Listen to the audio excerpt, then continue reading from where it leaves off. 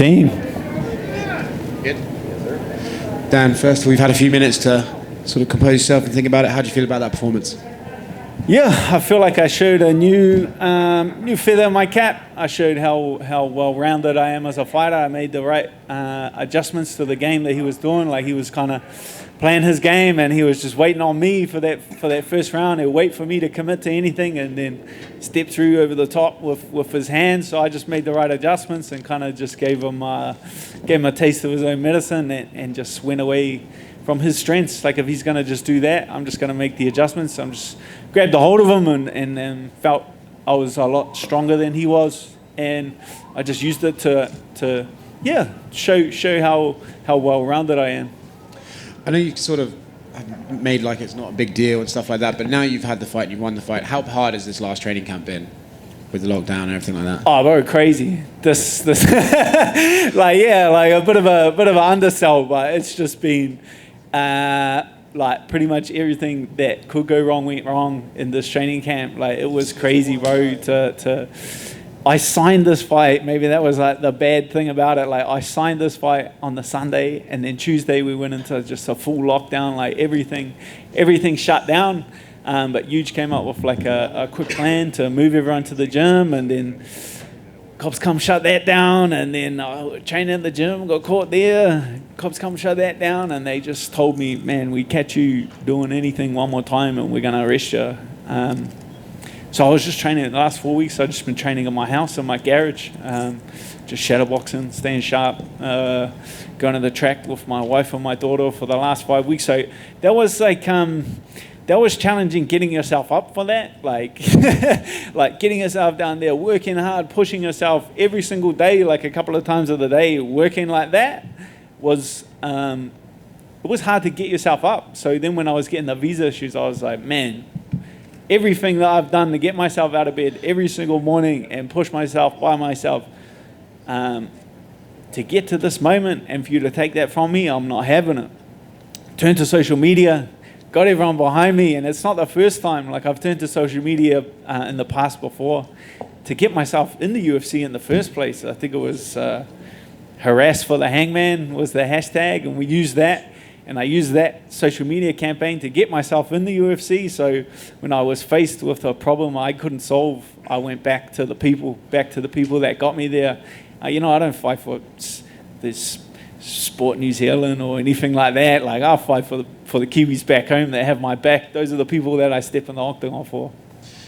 You've done this a lot of times, right? You know how to fight, but after a training camp like that, where it is just yourself and shadowboxing stuff, is there any part of you that think, man, I might not perform to the best of my abilities in there? Is there any sort of self-doubt as you head in and out to the cage? No, I feel like this last camp, been working with some, after the last loss, and I've taken losses in the past before, and you throw your toys out the cot and you start again from scratch and you like rebuild. I didn't do that this last time, because I know that I know how good my team is and the people who are around me. So rather than take anything away and replace it, I kept my team. I backed them, and I backed myself, and I added some new people to the team. A couple of David Neath, like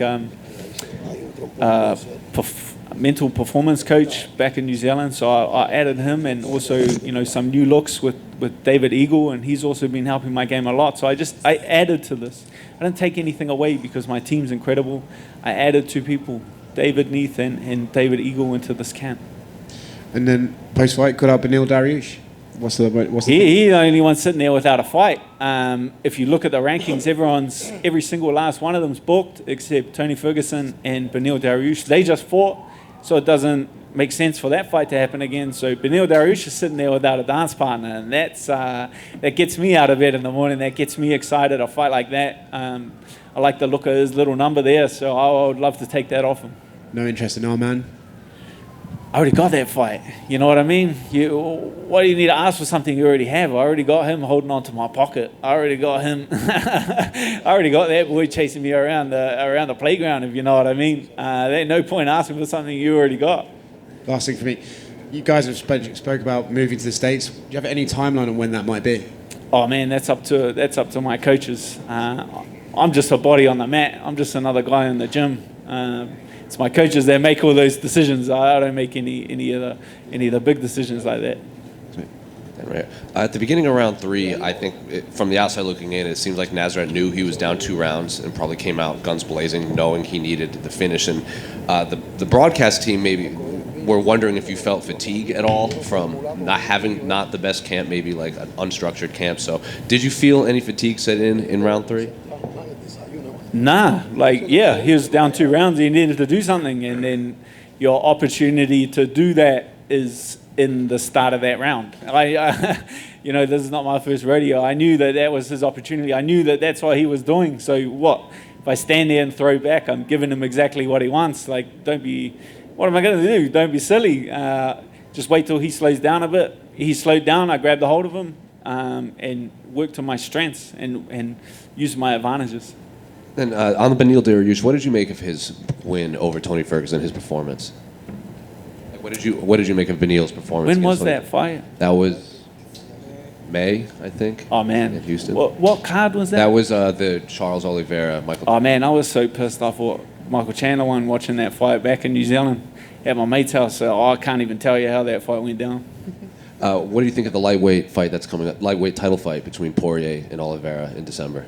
Yeah, I feel like Poirier's got that fight. I feel like he's I feel like he's got the advantages in that fight. I feel like he gets it done. And what's the process of getting home? Is it just you have to quarantine 2 weeks when you get back? Yeah, so that's why I pushed so hard to get on this card, because I had a spot to get back in New Zealand. That's why I made a fight where there was no fight. People got the wrong end of the stick when they saw this card and saw where I was on the card and saw who I was fighting.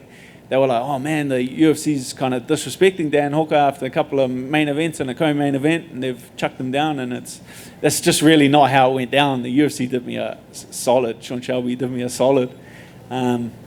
He created a fight where there was no fight. I pretty much just started doing interviews and was just telling everyone that I was fighting on UFC 266.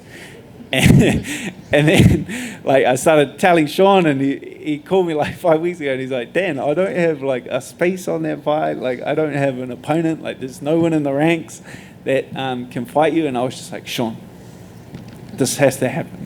This is just happening. So I willed it to happen. And I feel like if I wasn't Dan Hooker, I feel like if I hadn't have done all the heavy lifting that I've done over the last few years for the UFC, that they wouldn't have made this fight happen. So credit to Sean for making this fight. Credit to Nasrat for stepping up to the plate and taking a fight, which, man, last 5 months I've been trying to fight everyone in the rankings. They can say what they want to say, but I could show you my phone with the emails just being like, Dan, there's no one. Dan, there's no one.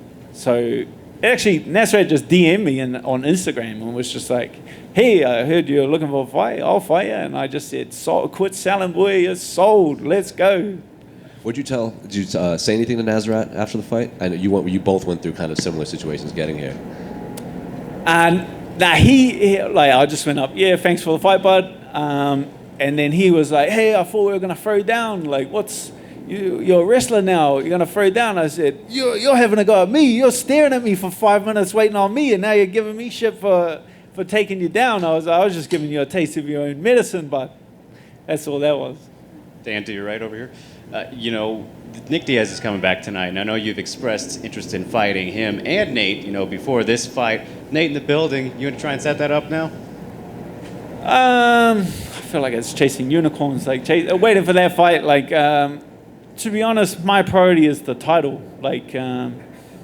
If that fight came to fruition, I would 100% take that fight. But my eyes are firmly fixed on the title. Anything that comes outside of that can come. But man, that gold belt around my waist, there ain't nothing that's gonna stop me from getting my hands on it. Was it kind of nicer to be lower on a card rather than a main event or in a really high profile spot in terms of the pressure tonight? Pressure for me is I'm under as much pressure as I put myself under. I don't feel any external pressure. I feel like if I put pressure on myself, I feel pressure. But whether you put me in a pub in Auckland with 10 people there, or whether you put me in the main event of a pay-per-view, you're gonna get it. I'm gonna fight. the same way that I fight. Congrats, Dan. Thank you. Dan, right over here. The reaction of your country to the pandemic, I was wondering what your general overall thoughts were to that, especially when you come over here and you're fighting in front of a crowd of about 17,000 people and most aren't wearing masks. Oh, brother, I'm a cage fighter. Like that's my political expertise and my my fifth form science. 70% or 60% in fifth form science is probably not. I'm not educated enough on the topic to give a public statement. You know, I can just speak from my personal experience, where it's impacting me pretty hard in the way that I train and the way that I fight. So rather than sit on my hands and complain about it, I'm working through it, I'm pushing through it, and I'm going to continue to chase my dreams. After the fight, you had words of praise for your opponent, Nasrat, and you went through a lot of adversity getting here, and then you said, it didn't even get up to the level of what he went through. How important was that for you to give him his due while you were there in the octagon? Yeah, I just wanted to, because that's just the fact of the situation. Like, losing a mother is something that I've never experienced, so it's something that I can't even comprehend what he's going through to get here, or what he went through to get here. So it's very difficult for me, like, training in my garage compared to losing a mother, like this, that's incomparable. What he went through to get here should really get a lot of credit and a lot of respect. I feel like he's a talented young kid. I feel like he's got a massive future in the sport. It was just a bit much too soon, but he'll learn from it. He'll grow. He'll come back, and I'm sure we'll see each other again in the future. What words did you share with him?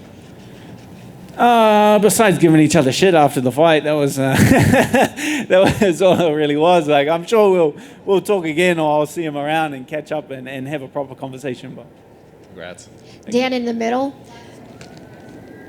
Israel Adesanya had said that he was not going to fight again in his home country because of how you were treated. Have you talked to him about that, and how do you feel about his demonstrative statement? I can definitely see where he's coming from. I can definitely see he's speaking from the heart. He's upset about the situation, and I feel like the powers that be showed their true colors.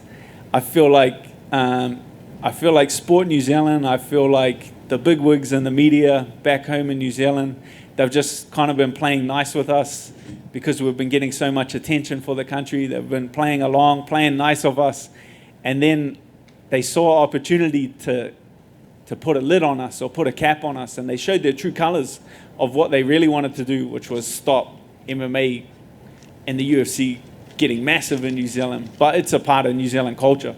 Combat sports is a part of our DNA in New Zealand, and we're going to push through no matter what. So when I say that, yeah, I'm willing to come over here and move to the States to continue. It's not because I want to move away from New Zealand or take anything away from New Zealand. No, I want to keep the ball rolling for New Zealand. I want to keep the ball rolling for my people.